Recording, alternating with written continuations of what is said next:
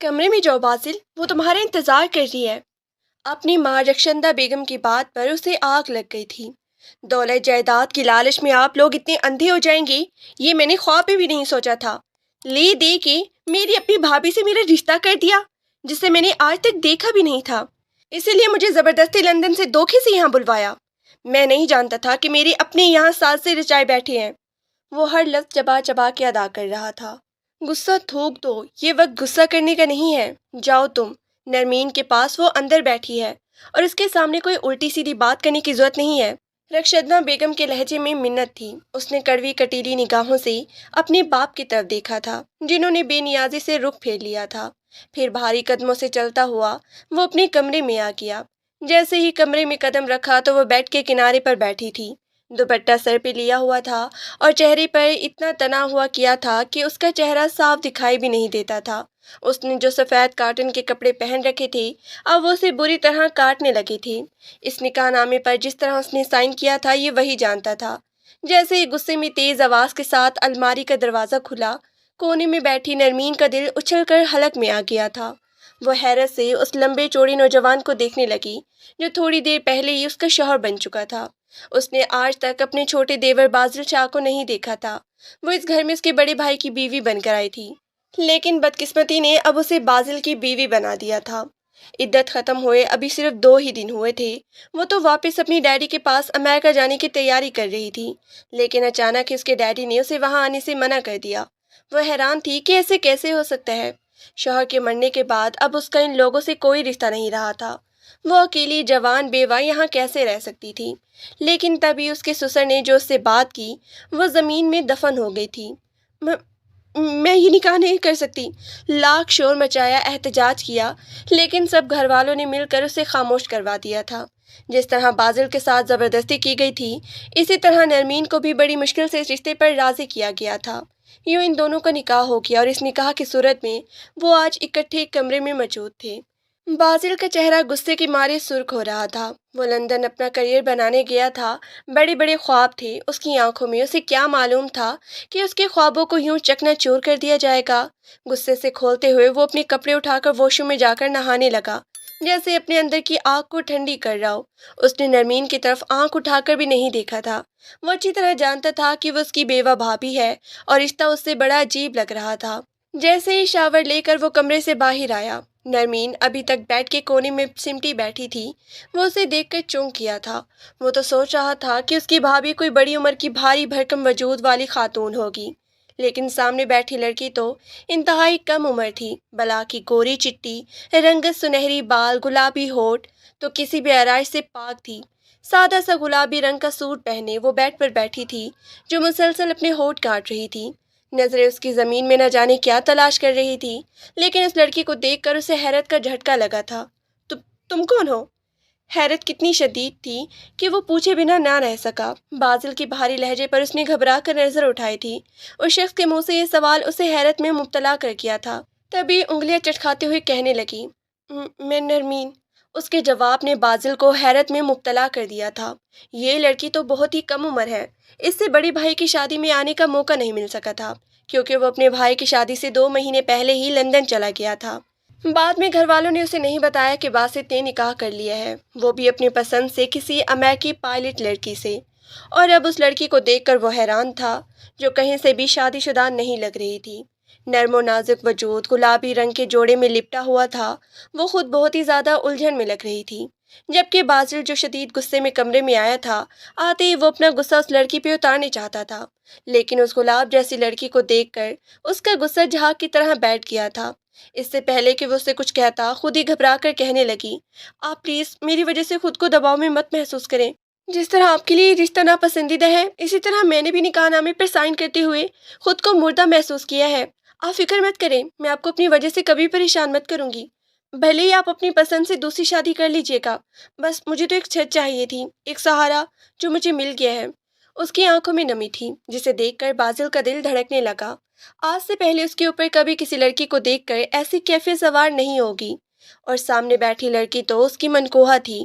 ابھی کچھ گھنٹوں پہلے ہی تو ان کا نکاح ہوا تھا۔ جو باتیں بازل اسے کہنا چاہتا تھا وہ اس لڑکی نے اسے کہہ دی تھی۔ یہ حقیقت بات تھی کہ بازل کے اندر ایسی خواہش انگڑائیاں نہیں لے رہی تھی، لیکن سامنے بیٹھی منموہنی صورت اور نرم و نازک گلاب جیسی لڑکی کو دیکھ کر اس کا دل خواہ خواہ جذباتی محسوس کرنے لگا۔ البتہ چہرے کے تاثرات ویسے ہی سرد تھے۔ وہ خاموشی سے بستر پر لیٹ گیا تھا۔ وہ جو کونے میں سمٹی بیٹھی تھی اپنی وجہ سے اسے یوں غصے سے دیکھ کر سہم کر اٹھی تھی۔ بازل نے غصے میں اسے آواز دی تھی، کہاں جا رہی ہیں آپ؟ تو وہ اس کی تیز آواز پر گھبرا کے پلٹی تھی۔ میں صوفے پر سو جاتی ہوں، آپ آرام سے ایزی ہو کر بیڈ پر سو جائیں، اس نے جھجکتے ہوئے کہا تھا۔ بازل حیران رہ گیا۔ یہ کہیں سے بھی اس کی بیوہ بھابھی نہیں لگ رہی تھی۔ شادی میں وہ ہرگز شریک نہیں ہوا تھا کیونکہ اسے ویزا نہیں مل سکا تھا پاکستان کا، لیکن بعد میں وہ خود نہیں آیا بلکہ اپنی نوکری میں مصروف رہا۔ پیسے کمانے کی دھن اس کے ذہن پر سوار تھی۔ یہی وجہ تھی کہ وہ کافی سالوں سے لندن میں تھا۔ پھر ایک دن اچانک ہی اس کے پاس خبر آئی کہ اس کے بڑے بھائی باسط کا انتقال ہو گیا ہے۔ یہ خبر سن کر اس کا دل غم سے پھٹ گیا تھا۔ آخر کو وہ اس کا بڑا بھائی تھا۔ وہ یہ تو جانتا تھا کہ بچپن ہی سے وہ ایک خطرناک بیماری سے لڑ رہا تھا۔ ایسے میں ماں باپ کو چاہیے تھا کہ اس کی شادی نہیں کرتے۔ پھر شادی ہوئی بھی تو اس جیسی خوبصورت لڑکی سے جسے دیکھ کر اپنی آنکھوں پہ یقین نہیں آئے کہ یہ اس انسان کی بیوی ہے جو دنیا سے جا چکا ہے۔ نرمین دورانی جو اپنے امریکہ باپ کی پائلٹ بیٹی تھی۔ حیرت کی بات ہے اتنی خوبصورت لڑکی، اتنی امیر باپ کی بیٹی آخر باسط جیسے بیمار شخص کے پلو کیسے بن گئی تھی؟ پھر اس کے ماں باپ کو اس سے اتنی محبت ہوگی کہ باسط کے مرنے کے بعد وہ اس کے پیچھے پڑ گئی کہ وہ اپنی بیوہ بھابھی سے نکاح کر لے جسے اس نے آج ہی دیکھا تھا۔ نکاح کرنے کے بعد وہ اس لڑکی کے بارے میں سوچ بھی نہ رہ سکا تھا جو چپ چاپ صوفے پر لیٹی ہوئی تھی۔ اس نے چادر منہ تک لے رکھی تھی لیکن اس کے گلابی ہاتھ چادر سے باہر تھے۔ وہ کب نیند کی آغوش میں چلا گیا اسے خود بھی پتہ نہ چلا، لیکن اتنا اسے معلوم ہو گیا تھا کہ اس لڑکی کو دیکھنے کے بعد وہ اس سے نفرت ہرگز نہیں کر سکتا تھا۔ ماں باپ کے لیے بازل کے دل میں جو ناراضگی تھی اب وہ دھیرے دھیرے کم ہونا شروع ہو گئی تھی۔ صبح ناشتے کی ٹیبل پر وہ خاموشی سے ناشتہ کر رہا تھا جب رخشندہ بیگم اسے کہنے لگی، بیٹا کتنے دنوں کی چھٹیوں پر آئے ہو؟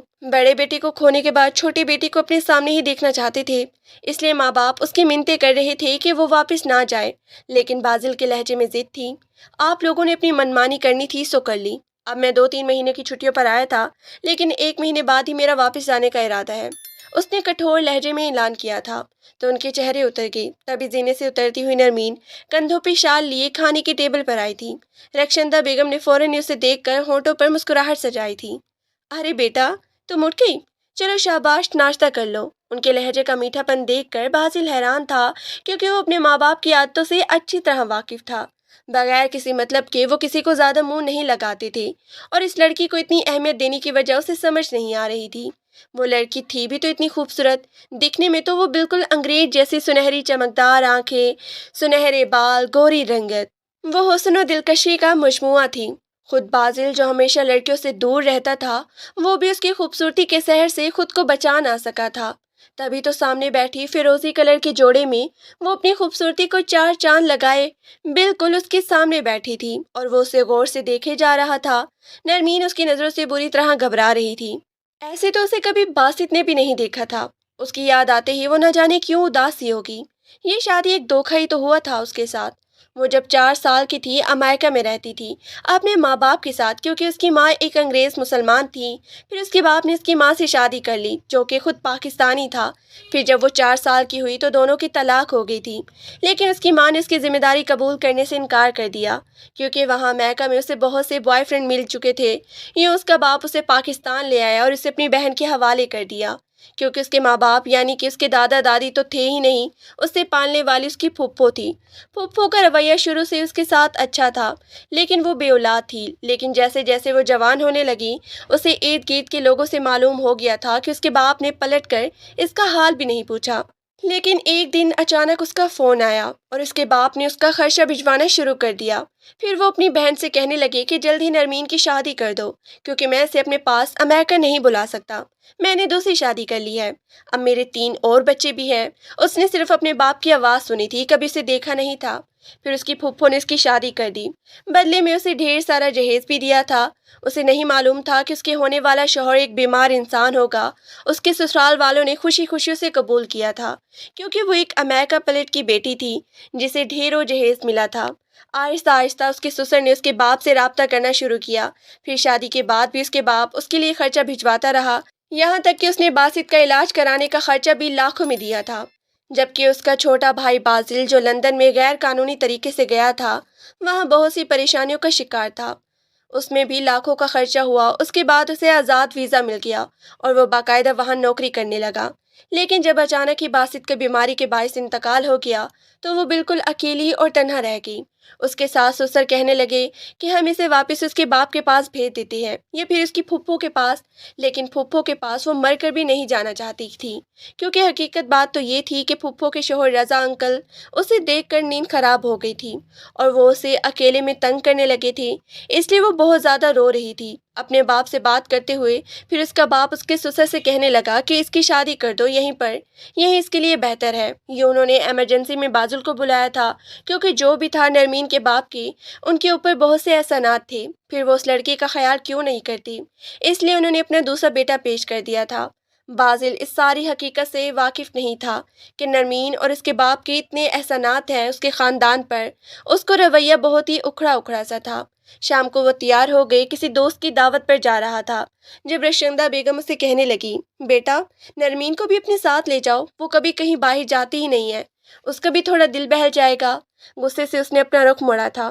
کیسی باتیں کر رہی ہیں امی، آپ بھول چکے ہیں کہ وہ باسط بھائی کی بیوہ ہے، گو کہ آپ لوگوں نے زبردستی میرے سے نکاح کر دیا ہے، لیکن میرے رشتے کو ماننے کو دل نہیں کر رہا کہ میں اپنے ہی بھائی کی بیوہ سے نکاح کر کے اسے اپنا حق زوجیت وصول کروں۔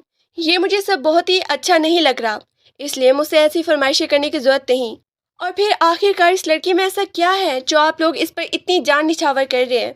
اس کے لہجے میں طنز تھا، تبھی وہ دکھی لہجے میں کہنے لگی، تم نہیں جانتے بیٹا، نرمین بہت اچھی لڑکی ہے، میں تمہیں کیسے بتاؤں، باسط کی بیماری میں اس نے جس طرح اس کا خیال رکھا، اسے دیکھ کر یقین نہیں آتا، اتنی خوبصورت اتنی امیر باپ کی بیٹی ہے لیکن غرور نام کو بھی نہیں۔ اب بس تم اور نرمین ہی ہماری زندگی کا محور ہو، ہم تمہاری اولاد دیکھنا چاہتے ہیں۔ باسط کے نصیب میں تو یہ خوشی نہیں تھی، لیکن مجھے لگتا ہے کہ تم ہمیں جلدی خوشخبری سناؤ گے۔ ماں کی بات سن کر وہ چونک گیا تھا، ان کے لہجے میں دکھ بول رہے تھے۔ بازل کو حیرت بھی ہو رہی تھی، وہ ہرگز نرمین کو اپنے ساتھ لے کر جانا نہیں چاہتا تھا، لیکن ماں کی چمکتی ہوئی نم آنکھیں دیکھ کر وہ انکار بھی نہیں کر سکا۔ اچھا ٹھیک ہے، میں نے پہلے بھی آپ کی کسی بات سے انکار نہیں کیا، ٹھیک ہے کہہ دے اسے کہ وہ میرے ساتھ چلے، اگر آپ لوگ اسی بات سے خوش ہوتے ہیں تو۔ رخشندہ بیگم خوش ہو کر کہنے لگی، تم انتظار کرو، بس وہ بھی آتی ہوئے گی 5 منٹ میں۔ یہ کہتے ہی وہ اس کے پاس چلی آئی تھی، جو گمسم سی کھڑکی کے پاس بیٹھی نہ جانے کیا سوچ رہی تھی۔ جلدی سے اچھی سے تیار ہو جاؤ بیٹا، وہ تمہیں ڈنر پہ لے جا رہا ہے اپنے ساتھ۔ یہ سن کر وہ حیران رہ گئی تھی، اسے یہ رشتہ بہت ہی عجیب لگ رہا تھا۔ پہلے باسط سے شادی ہوئی، اس کے مرنے کے بعد اس کے چھوٹے بھائی سے، جس نے کبھی اسے دیکھا بھی نہیں تھا اور نہ ہی نرمین نے کبھی اس سے ملاقات کی تھی، اور اب وہ اس کا شوہر بن چکا تھا۔ اسے اپنی ساس کی بات ماننی ہی تھی، جسے وہ اپنی ماں کہتی تھی، اس لیے خوشی سے اٹھ گئی۔ بلیک کلر کا خوبصورت گولڈن کلر کے کام کا سمپل سا سوٹ پہن لیا۔ وہ جب نیچے تیار ہو کر آئی تو بازل کی نگاہیں اس سے ہٹنے کا نام نہیں لے رہی تھی۔ وہ حیرت سے اس کے حسین سراپے کو دیکھتا رہ گیا۔ اس کی گوری رنگت کالے رنگ کے لباس میں دھمک رہی تھی۔ وہ دل میں سوچنے لگا کہ جان بوجھ کر اس نے اس کا کلر کا انتخاب کیا ہے، کیونکہ پہلے ہی خدا نے اسے قدرتی خوبصورتی سے نواز رکھا ہے، لیکن وہ ایسی تھی کہ اسے ساتھ لے جانے میں اور کبھی بھی شرمندگی محسوس نہیں کر سکتا تھا۔ کندھوں پر سلیقے سے دوپٹہ جمائے بالوں کو اس نے پونی کی شکل دی تھی اور کانوں میں ہلکے پھلکے سے ٹوپس پہن رکھے تھے۔ اس کے باوجود اس کی خوبصورتی چاند کی طرح چمک رہی تھی۔ نرمین کی ہتھیلیوں میں پسینے آ رہے تھے، اسے محسوس ہو رہا تھا کہ بازل اسے بہت ہی غور سے دیکھتا ہے۔ ایک طرف تو وہ اس کے منہ سے سن چکی تھی کہ وہ ہرگز اس سے نکاح نہیں کرنا چاہتا تھا، بلکہ ماں باپ کی زور زبردستی پر وہ آمادہ ہوا تھا، لیکن اب اس کی نگاہیں وہ خود پر محسوس کرتی گاڑی میں بیٹھ چکی تھی، بلا وجہ ہی انگلیاں چٹکانے لگی، جیسے اندر ہی اندر بہت ہی زیادہ گھبرا رہی ہو۔ بازل نے اس کی گھبراہٹ دور کی تھی۔ ایک سوال پوچھوں، اگر برا نہ لگے تو؟ بازل نے بھاری لہجے میں پوچھا، تو وہ گھبرا کے کہنے لگی، جی اس میں اجازت مانگنے کی کیا ضرورت ہے؟ تبھی اس نے سر ہلا دیا، پھر دھیمے لہجے میں کہنے لگا، کیا باسط بھائی نے تم سے پسند کی شادی کی تھی؟ یہ سن کر وہ چونک گئی تھی، تبھی نفی میں سر ہلا کے کہنے لگی، نہیں پسند کی تو نہیں تھی، لیکن باسط ایک اچھے انسان تھے، انہوں نے مجھے کبھی کوئی تکلیف نہیں دی۔ اس کے لہجے میں کانچ جیسی چبھن تھی۔ اس گاڑی میں بیٹھا اس کا شوہر اس کے پہلے والے شوہر کے بارے میں اس سے سوال کر رہا تھا کہ بات بڑی عجیب تھی۔ وہ خاموش رہی۔ پھر بازل کہنے لگا، کیا تمہیں بھائی کی بیماری کے بارے میں پہلے سے معلوم تھا؟ نرمین نے نفی میں سر ہلا دیا تھا۔ نہیں، یہ بات مجھے معلوم تو نہیں تھی، لیکن مجھے اس بات کا کوئی دکھ نہیں تھا اگر وہ بیمار بھی تھے، کیونکہ وہ دل کے بہت اچھے انسان تھے۔ بازل کا دل ایک دم ہی مطمئن ہو گیا تھا۔ نہ صرف یہ لڑکی چہرے سے خوبصورت دکھتی تھی، بلکہ اس کا دل بھی بہت ہی اچھا تھا۔ دھیرے دھیرے وہ اس کی طرف مائل ہونے لگا، لیکن وہ بالکل خاموش بیٹھی تھی۔ اسے بازل کی نظروں کی تپش کا احساس تو ہو رہا تھا، لیکن اندر کہیں یہ احساس بھی تھا کہ وہ اس پر ایک بوجھ کی طرح ہے۔ جیسے ہی وہ اسے اپنے ساتھ ڈنر پر لے کر گیا، اس کے دوست اور ان کی بیویاں نرمین کو دیکھ کر حیران تھیں۔ تبھی اس کا دوست دانش اسے سرگوشی کرتے ہوئے کہنے لگا، یہ حور کی پری کہاں مل گئی تمہیں؟ کیا لندن سے لے کر آئے ہو؟ وہ سب اس کے یونیورسٹی فیلو تھے، اس کے گھر کے ذاتی حالات سے ناواقف۔ بازل ان کی باتوں پر بس مسکراتا رہا۔ نرمین دل ہی دل میں سوچنے لگی کہ یہ سب جانتے نہیں ہیں کہ میں ایک بیوہ ہوں، اور بازل نے مجھ جیسی بیوہ سے نکاح کر کے مجھ پر بہت ہی بڑا احسان کیا ہے۔ نہ جانے کیوں وہ اتنی احساس کمتری کا شکار ہو رہی تھی۔ ڈنر بہت ہی شاندار تھا۔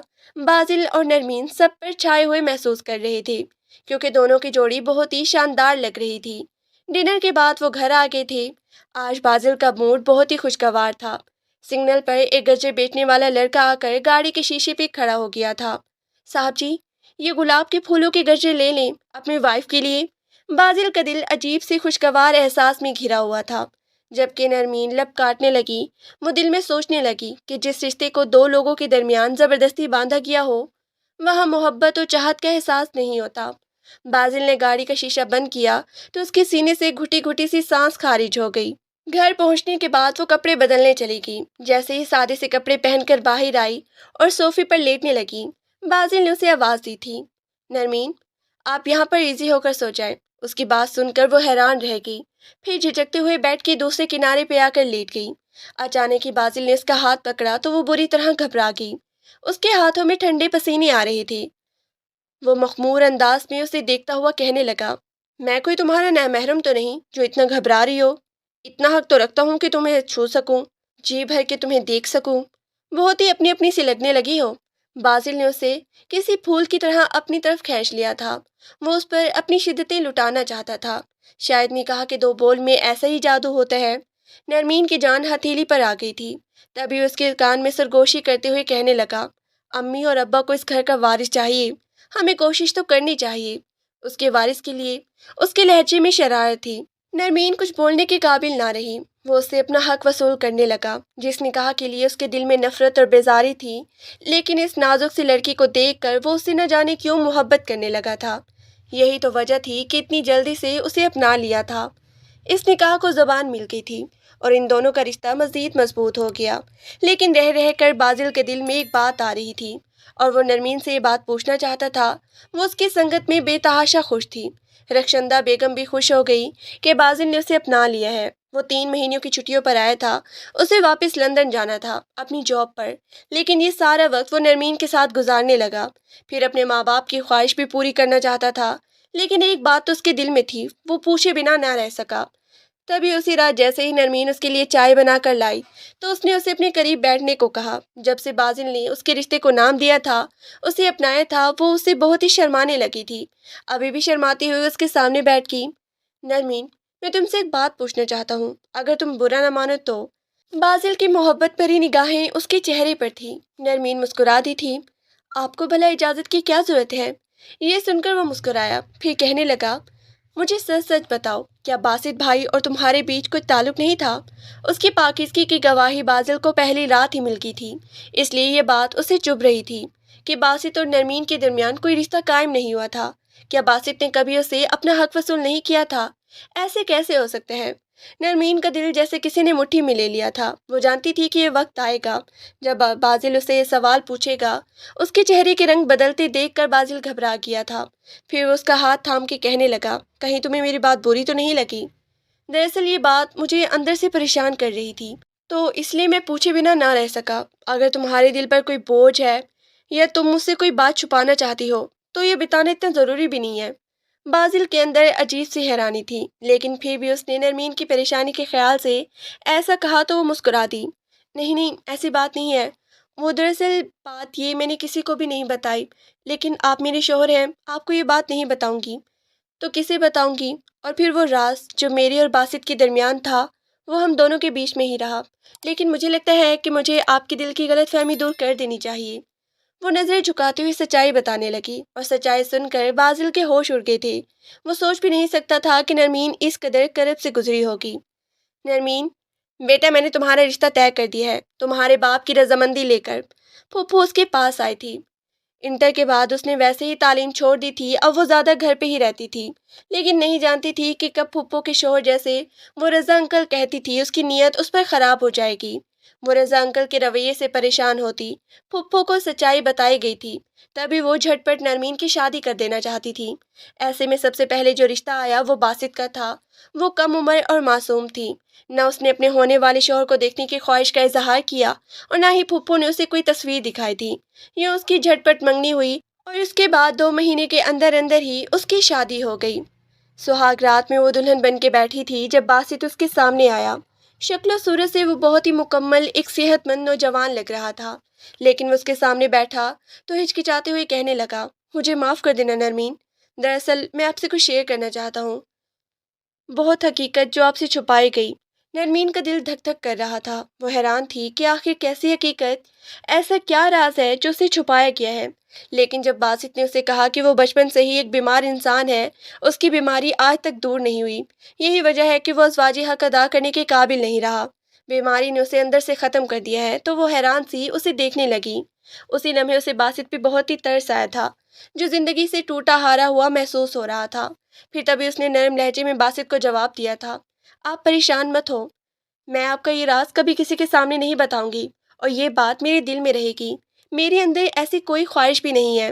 وہ کان سی گڑیا، انگریز جیسی دکھنے والی لڑکی اچانک ہی اندر سے ٹوٹ گئی تھی۔ وہ تو سوچ رہی تھی کہ آج وہ دلہن بن کر آسمان سے اتری ہوئی پری کی طرح لگ رہی ہے، اس کا شوہر آتے ہی اس پر محبت نچھاور کرے گا، اس کے حسن کی تعریف کرے گا، لیکن سامنے بیٹھا شخص خود بھی اپنی بیماری سے ایک جنگ لڑ رہا تھا، تو ایسے میں اسے گلہ کرنے کا کوئی حق نہیں تھا۔ تبھی وہ خاموش رہی۔ پھر اس نے باسط کا یہ راز اپنے دل میں دفن کر لیا اور اس کے ساتھ اچھے دوستوں کی طرح رہنے لگی۔ دن بدن وہ اپنی بیماری کی وجہ سے گھلتا جا رہا تھا۔ وہ محسوس کر کے اس کے ماں باپ نے صرف اس کی خوشی کی خاطر اس کی شادی کی ہے، حالانکہ وہ شادی کے لائق نہیں تھا، لیکن پھر بھی نرمین اسے اپنی قسمت کا لکھا سمجھ کے قبول کر لیا تھا۔ پھر اسے پتہ چلا کہ باسط کا ایک اور چھوٹا بھائی بھی ہے، بازل، جو لندن میں جاب کرتا ہے۔ ایک بار اس نے بازل کی تصویر دیکھی تھی، جو ایک دکھنے میں خوبصورت اور بھرپور شخص تھا، زندگی سے بھرا ہوا۔ یقیناً وہ بہت ہی خوش نصیب ہوگا جو ماں باپ نے اسے اس کی خواہش کو دیکھتے ہوئے لندن بھیج دیا۔ شکر تھا کہ اس کا باپ بھی اب فون کر کے خیر و خیریت پوچھ رہا تھا۔ وہ یہ بھی جانتی تھی کہ اس کا باپ جو اس کے لیے خرچے کے پیسے بھجواتا ہے وہ اس کا سسر خود استعمال کر لیتا ہے، لیکن اسے اس بات پہ کوئی اعتراض نہیں تھا۔ یہ لوگ اسے محبت دے رہے تھے، عزت دے رہے تھے، گھر کی چار دیواری میں محفوظ تھی، اس سے بڑھ کے اسے اور کیا چاہیے تھا۔ لیکن جب باسط کا انتقال ہوا تو وہ پھوٹ پھوٹ کر روئی تھی، اپنے شوہر بلکہ ایک اچھے دوست سے بھی محروم ہو گئی تھی۔ جیسے تیسے اس نے اپنی عدت پوری کی، لیکن اس نے یہ راز کسی کو نہیں بتایا کہ اس کے اور باسط کے درمیان ایسا کوئی تعلق تھا ہی نہیں کہ وہ پریگننٹ ہو جاتی۔ عدت ختم ہوتے ہی اس نے اپنے باپ سے کہا تھا کہ میں آپ کے پاس آنا چاہتی ہوں، اب میرا اس گھر میں کیا مقام ہے، کیا حیثیت ہے؟ تو اس کے باپ نے اس کا فون کر کے پریشانی کا اظہار کیا تھا، وہ اسے اسی وقت اپنے پاس نہیں بلا سکتا تھا۔ اس کی انگریز بیوی اور اس کے انگریز بچے کبھی بھی نرمین کو قبول نہیں کرتے۔ یہی وجہ تھی کہ انہوں نے کہ اس کے سسر سے بات کی تھی کہ اس کے سسر نے فوراً ہی اپنی رضامندی دے دی تھی۔ اپنے چھوٹے بیٹے کے لیے لاکھوں روپے بھجوانے کے بعد اس کا ویزا تو لگ گیا تھا، تبھی تو وہ پہلی فرصت میں پاکستان آیا۔ بھائی کی موت کی خبر تو اسے مل گئی تھی، لیکن اتنے پیسے نہیں تھے کہ ویزا لگوا کر وہ پاکستان آ سکتا۔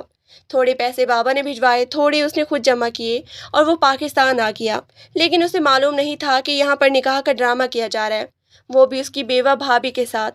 خیر جو ہونا تھا وہ ہو گیا، اب تو اس نے نرمین کو بھی قبول کر لیا تھا، لیکن اس کی ماضی کے بارے میں سن کر اسے بہت ہی دکھ ہوا تھا۔ ماضی کی جب نرمین نے سچائی بتائی تو وہ اس سے پہلے سے بھی زیادہ اچھی لگنے لگی۔ بازل نے اسے اپنی باہوں میں سمیٹ لیا تھا۔ جتنی گھٹن زدہ اور مایوس زندگی تم نے گزاری ہے، اب اس سے زیادہ خوبصورت زندگی تمہارا انتظار کر رہی ہے، اس لیے تمہیں پریشان ہونے کی ضرورت نہیں، بازل نے اسے ڈھیروں تسلی دی تھی۔ نرمین اس کی باہوں میں آنکھیں موند لی تھی، وہ سچ میں اپنے آپ کو بہت ہی خوش نصیب تصور کر رہی تھی۔ गो कि अब उस घर में पहले जैसा सन्नाटा तो नहीं था, लेकिन फिर भी बासित की कमी सब लोग शिद्दत से महसूस करते। कभी कभी रक्षंदा बेगम अकेले में बैठकर रोना शुरू कर देती, तो नरमीन उन्हें किसी बेटी की तरह तसल्ली देती। उन दोनों ने आपस में हंसना मुस्कुराना शुरू कर दिया था, वरना तो इससे पहले इस घर में सिर्फ सन्नाटे गूंजते। एक बादल के आने से इस घर की खुशियां वापस लौट आई थी, क्योंकि उसने अपनी जिंदगी में सबसे पहले तो नरमीन को कबूल कर लिया था। उसके बाद उसकी मोहब्बत को। जैसे जैसे उसके जाने का वक्त आ रहा था, नरमीन उदास होती जा रही थी। एक दिन वो ऐसी बात कर रही थी जब बाजिल ने उसे तसल्ली दी। वो उसे अपनी बाहों में लेकर बैठा था, लेकिन अचानक यूं वो बेहोश हो जाएगी, उसने ख्वाब में भी नहीं सोचा था। उसे देखकर वो बुरी तरह घबरा गया, फौरन उसे लेकर डॉक्टर के पास भागा था। डॉक्टर ने उसे चेकअप किया, शादी की तारीख पूछी, दिन वगैरह कितने वक्त गुजर गया है और उनकी ये हालत कब से है, सारे मामलात बताकर बड़ी परेशानी से डॉक्टर को देख रहा था जो उसका चेकअप कर रही थी। तभी वो मुस्कुराई। परेशान होने की जरूरत नहीं है, शी इज प्रेग्नेंट। बाजिल हैरत से डॉक्टर को देख रहा था। नरमीन को भी होश आ गया था। जब नजरें झुकाए बैठी थी वो बेतहाशा खुश नजर आ रहा था, जबकि नरमीन को यकीन नहीं आ रहा था। डॉक्टर उसे अपना ख्याल रखने और दवाइयाँ वक्त पर लेने की हिदायत कर रही थी। वो खुशी से झूमता हुआ उसे बाजू से पकड़ के गाड़ी तक लाया था। यकीन नहीं आता था कि ये खुशखबरी मुझे इतनी जल्दी मिल जाएगी, मेरे लंदन जाने से पहले। नरमीन भी बहुत ही खुश नजर आ रही थी। घर पहुंचकर उसने जैसे ही अम्मा बाबा को ये खुशखबरी सुनवाई, उन दोनों को भी यकीन नहीं आया था। फिर अम्मी अपनी आंसू साफ करते हुए कहने लगी, ऐसे लगता है कि खुदा ने हमारी दुखों का मदावा कर दिया है इस बच्चे की सूरत में। खुदा करे ये बच्चा खैर खैरियत से इस दुनिया में आ जाए। उनकी बात पर सबने बेख्तियार आमीन कहा था। जैसे जैसे बादल के जाने के दिन करीब आ रही थी, नरमीन की उदासी उरूज पर थी। फिर उस रात भी वो बहुत ही मायूस नजर आ रही थी। बादल उसके हाथ थाम लिए। क्यों उदास होती हो? तुम्हारे दिल लगाने के लिए इतना बड़ा खिलौना तो छोड़ के जा रहा हूँ। वो हैरत से उसे देखने लगी। तभी बादल ने शरारत से उसके वजूद पे हाथ रखा था। ये देखो ना, ये मेरी निशानी तुम्हारे अंदर पड़ रही है, इसका बहुत ही ख्याल रखना है। मैं कोशिश करूंगा कि अब इसकी बात जल्दी आ सकूं। तभी नरमीन ने उदास नजरों से उसकी तरफ देखा था। क्या ऐसे नहीं हो सकता कि आप यहीं पर जॉब करें? भले कम पैसे ही सही, लेकिन हम यहाँ पे खुश रहेंगे इकट्ठे। आप वहाँ इतनी दूर न जाने कितने साल बाद वापस आएंगे। वो बहुत ही ज़्यादा उदास हो रही थी। बाजिल ने उसे तसल्ली दी, नहीं, मैं बहुत जल्द वापस आने की कोशिश करूँगा, तुम अकेली परेशान मत होना। वो उससे ढेरों बातें कर रहा था। फिर आखिरकार उसके जाने का वक्त आ गया। उसी दिन वो बार बार आंसू बहाए जा रही थी, लेकिन बाजिल उसे ढेरों तसल्लियाँ दे रहा था। फिर उसे एक मोबाइल फ़ोन भी लेकर दे दिया। मैं तुमसे राब्ते में रहूँगा, तुम्हें ज़्यादा घबराने की ज़रूरत नहीं है, अम्मी बाबा तुम्हारा भरपूर ख्याल रखेंगे। वो उसे ऐसी हालत में छोड़ के जा रहा था, अंदर से परेशान भी था, लेकिन चेहरे से जाहिर ना होने दिया। फिर आखिरकार बाजिल वापस लंदन चला गया और वो खुद को तना महसूस करने लगी। रक्षंदा बेगम उसे ढेरों तसल्लियाँ देती कि वो ज़्यादा उदास ना हो, अपने आप को अकेला ना समझे, लेकिन उसका किसी तरह ही दिल नहीं लगता था। वो हैरान भी होती, बासित से जब उसकी शादी हुई तो वो उसके लिए उसकी दोस्त की तरह था, लेकिन बाजिल के इश्क में तो वो जैसे पागल हो गई थी। दिन रात हर वक्त उसके जहन में सिर्फ उसी का तस्वुर रहता। जब उसका फ़ोन आता तो वो गुलाब की तरह खिल जाती, जब फ़ोन नहीं आता तो वो मुरझाए हुए फूल की तरह अपने बिस्तर पर लेटी रहती। दिन ऐसे ही गुजर रहे थे। अब उसकी प्रेगनेंसी को 7वां महीना लग चुका था। एक रात को कमरे में लेटकर आराम कर रही थी जब उसका मोबाइल बजने लगा। स्क्रीन पर बाजिल का नाम जगमगा रहा था। उसका नाम देखते ही वो बेतहाशा खुश हो गई, लेकिन जैसे ही फ़ोन उठाकर हेलो किया, दूसरी तरफ एक लड़की थी जो अंग्रेज़ी लहजे में कहने लगी, क्यों दिन रात उसे फ़ोन करके तंग करती हो? तुम हो कौन? क्या बाजिल ने पाकिस्तान में शादी कर ली है? तो याद रखना, उसकी बीवी मैं हूँ। अब दोबारा उसे फ़ोन करने की ज़रूरत नहीं। लबो लहजा बिल्कुल अंग्रेज जैसा था। नरमीन किसी बुत की तरह साकित बैठी रह गई थी। तो क्या बाजिल हम सबको धोखा दे रहा था? वो भी इतना बड़ा? क्या उसने लंदन में पहले से ही शादी कर रखी थी? तभी तो वो निकाह करने से इनकार कर रहा था। वो जैसे टूट कर बिखर रही थी। उसका हाथ बेख्तियार अपने पेट पर गया था, जहाँ पर बाजिल का बच्चा परवरिश पा रहा था। लेकिन सच्चाई सामने आई तो वो मरने जैसी हो गई थी। नीचे कहीं दर्द की लहरें महसूस करती, वो अपने आप को मौत जैसी तकलीफ में तड़पता हुआ देख रही थी, जैसे कुछ बोलने के काबिल ना रही हो। वो खामोश बिस्तर पे पड़ी रही। उसे यकीन नहीं आ रहा था कि ऐसा भी हो सकता है। یقیناً بازل کی بیوی نے اسے فون کر کے دھمکایا تھا کہ وہ اسے فون کیوں کرتی ہے۔ ایک طرف اس نے لندن میں شادی کر رکھی تھی تو دوسری طرف اپنی بیوہ بھابھی سے یہاں پاکستان میں نکاح کر کے اسے پریگننٹ بھی کر دیا تھا، جو نہ صرف اس کے بچے کی ماں بننے والی تھی بلکہ ہر پل اس کی نگاہیں دروازے کو دیکھ رہی تھی کہ کب وہ اس کے پاس واپس آئے گا اپنے اس بچے کی خاطر۔ لیکن یہ سب کیا ہو گیا تھا؟ اس کا شیراز، اس کا گھرانہ تو بکھر کے رہ گیا تھا۔ وہ بالکل خاموش ہو کے رہ گئی تھی۔ اس نے یہ بات کسی کو بھی نہ بتائی کیونکہ اسے بڑے بڑے دکھ جھیلنے کی عادت تھی۔ قسمت نے اسے بازل کی محبت دی تھی، وہ بھی پلک جھپکتے میں چھین لی۔ پہلے ماں کی جدائی، پھر باپ کی جدائی، اس کے بعد باسی چوہد کے روپ میں ایک بیمار شخص نکلا، لیکن اس پر بھی اس نے شکر کیا۔ قسمت سے بازل کی محبت اسے نصیب ہوئی تھی، لیکن اب وہ بھی کسی خاک کی طرح ثابت ہو گئی تھی۔ اس کے ہاتھ کچھ بھی نہیں آیا تھا، وہ پہلے سے زیادہ چپ رہنے لگی تھی۔ رخشندہ بیگم اس کی حالت دیکھ کر پریشان رہتی۔ کیا ہوا بیٹا؟ اتنی پریشان کیوں رہتی ہو؟ اپنی حالت دیکھو، بازل واپس آ جائے گا، تمہیں اپنے اور اپنے بچے کی فکر کرنی چاہیے۔ لیکن اس کی حالت کسی طور پر بھی نہیں سنبھل رہی تھی۔ دوسری طرف بازل اس کے نمبر پہ فون کر کے تھک گیا تھا، لیکن وہ اس کا فون ہی نہیں اٹھاتی تھی۔ تنگ آ کر اس نے امی کے پاس فون کیا تھا۔ آپ نرمین سے کہیں کہ مجھ سے بات کرے، اتنے دن ہو گئے ہیں اس نے مجھ سے بات نہیں کی، نہ میرا فون اٹھا رہی ہے۔ یہ سن کر رخشندہ بیگم حیران رہ گئی تھی۔ کیا ہوا بیٹا؟ کیا بازل اور تمہارے درمیان کوئی بات ہوئی ہے؟ تم اس کا فون کیوں نہیں اٹھا رہی؟ دیکھو، کوئی بھی بات ہوئی ہے تو دونوں میاں بیوی آپس میں بات کر کے مسئلہ حل کر لو۔ رخشندہ بیگم اسے سمجھا رہی تھی، لیکن اس نے نفی میں سر ہلا دیا۔ میرا جینے کو دل نہیں کرتا، بس میں مرنا چاہتی ہوں۔ اس کے منہ سے اتنی بڑی بات سن کر رخشندہ بیگم کا دل دہل گیا تھا۔ یہ کیسی بات ہی کر رہی ہو تم؟ تمہیں اپنے بچے کے بارے میں سوچنا چاہیے، خبردار جو دوبارہ ایسی بات کی تو۔ تنگ آ کر رخشندہ بیگم نے بازل کو سب کچھ بتا دیا۔ نہ جانے تمہاری بیوی کو کیا ہو گیا ہے، نہ کسی سے بات کرتی ہے، نہ کسی بات کا جواب دیتی ہے، بس خاموش اپنے کمرے میں پڑی رہتی ہے۔ اب اس کے کچھ دن رہ گئے ہیں، لیکن کہتی ہے کہ میں جینا نہیں چاہتی۔ آخر تم نے اسے کیا کہا ہے؟ بازل کے ہوش اڑ گئے تھے، وہ بری طرح پریشان ہو گیا کہ آخر معاملہ کیا ہے۔ اسے کچھ سمجھ نہیں آ رہی تھی، لیکن نرمین کو معلوم تھا کہ وہ نہ صرف اس سے بلکہ سب کو دھوکہ دے رہا ہے۔ اس نے لندن میں بھی ایک شادی کر رکھی ہے، تبھی تو اس کی لندن والی بیوی کا فون آیا تھا اس کے ساتھ، جو اس کی ڈیڈی نے کیا تھا وہی بازل نے کیا ہے۔ یہ صدمہ اسے برداشت نہیں ہو رہا تھا۔ اس کی خراب تربیت کو دیکھتے ہوئے ڈاکٹر نے رخشندہ بیگم کو نرمین کو آپریشن کا مشورہ دیا تھا کہ وہ بہت کمزور ہے، آپریشن ہی بہتر ہوگا، اس کے لیے ان کی طبیعت ٹھیک نہیں ہے۔ اسی طرح بھی انہیں ذہنی ٹینشن سے آزاد رکھیں۔ رخشندہ بیگم اسے سمجھا سمجھا کر تھک گئی تھی، لیکن وہ کچھ بھی نہ بولتی۔ آخرکار آپریشن کا دن بھی آ گیا۔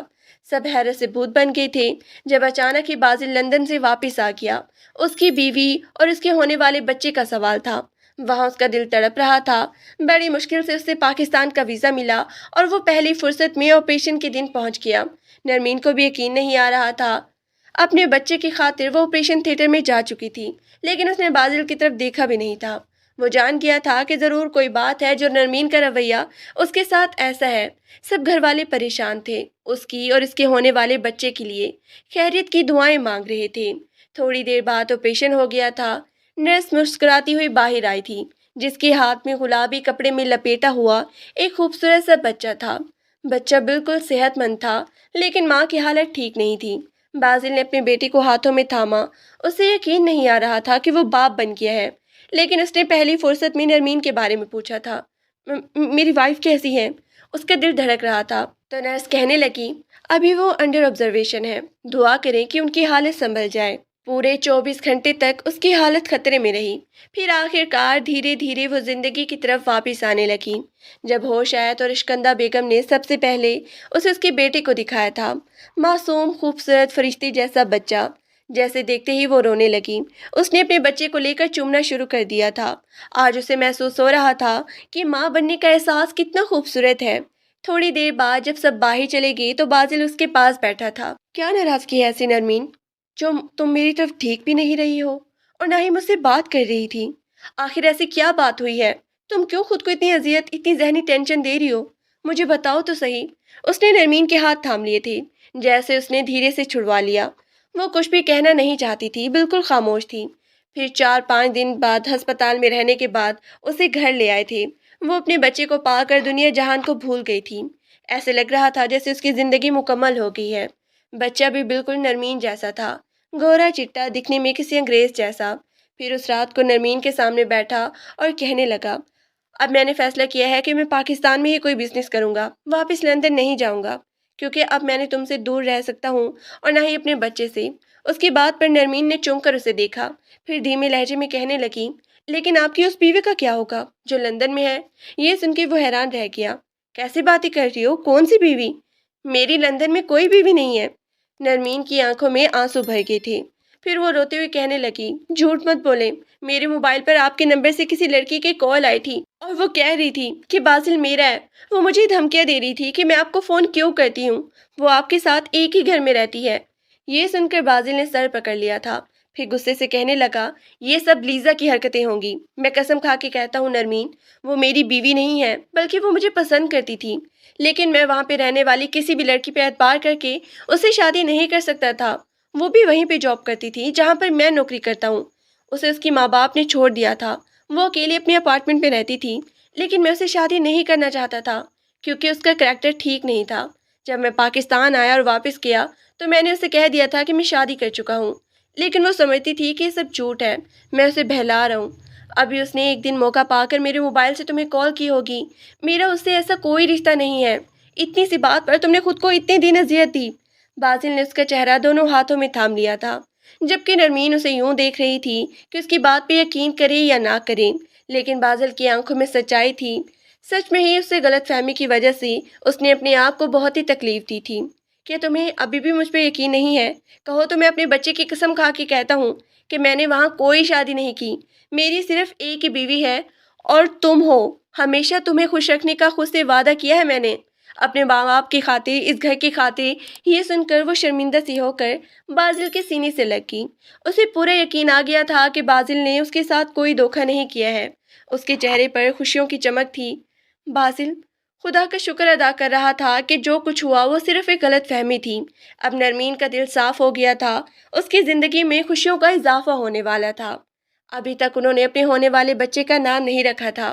پھر رخشندہ بیگم کہنے لگی، نرمین اگر تم برا نہ مانو تو میں اس کا نام رکھ سکتی ہوں، میں اس کا نام بلاش رکھنا چاہتی ہوں۔